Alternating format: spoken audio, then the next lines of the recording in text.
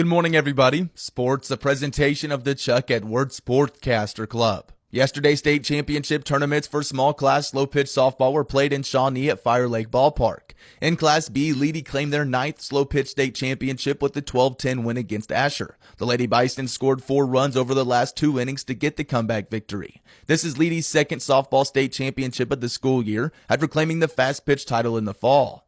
Lokiba Sickles finished as semifinalist after being shut out by Asher 5-0. In Class A, Fort Cobb, Broxton, and Bingeroni were both knocked out in the semifinal round. The Lady Mustangs lost to Caney, the eventual state champ, 27-13. Bingeroni lost to Red Oak 15-7 to end their season. Cheyenne Raiden beat Canute in the first round of the 2A tournament 8-7 before losing to Rattan 18-12 in the second round. Rattan finished runner-up to Shattuck.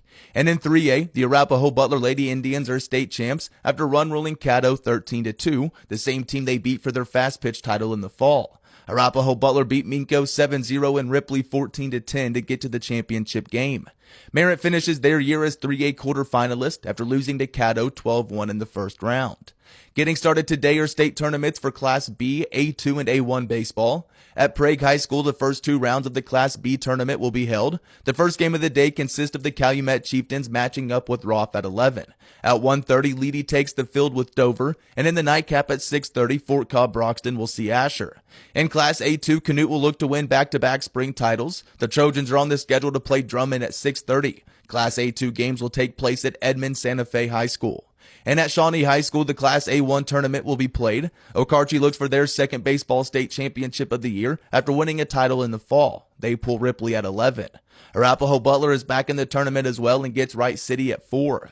In SWOSU Athletics, the women's golf team claimed the NCAA Central Region Championship yesterday in St. Joseph, Missouri. For the first time in the history of the program, SWOSU also had the individual champion, with Freya Sala taking first behind a 3-round score of +5.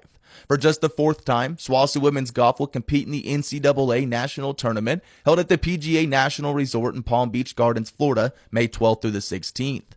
Representing SWOSU today is member of the men's golf team Conrado Diaz Amakara at the NCAA Central Midwest Super Regional in Big Rapids, Michigan. SWOSU was not able to earn a bid as a team, but after 5 top 20 finishes this season, Amakara was given one of just 8 individual spots in the field. Competition finishes Saturday. Also involving SWOSU Athletics, it was announced yesterday by the department that head cross-country and track and field coach Jennifer Johnson has stepped down from her position. Johnson became the interim head coach for both programs in 2019 before being named full-time head coach following that season.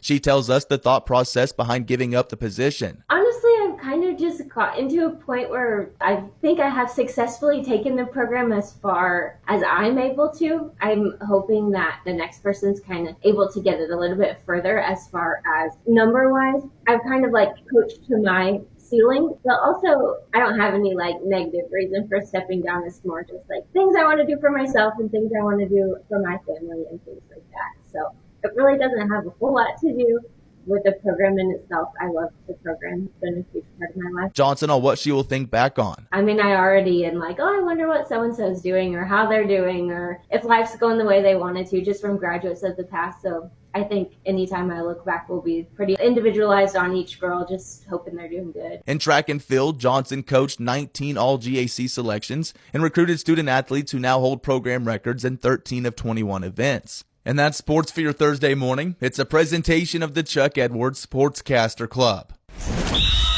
Catch the Western Oklahoma Sports Podcast on Spotify, YouTube Music, Apple Podcasts, or Right.Media.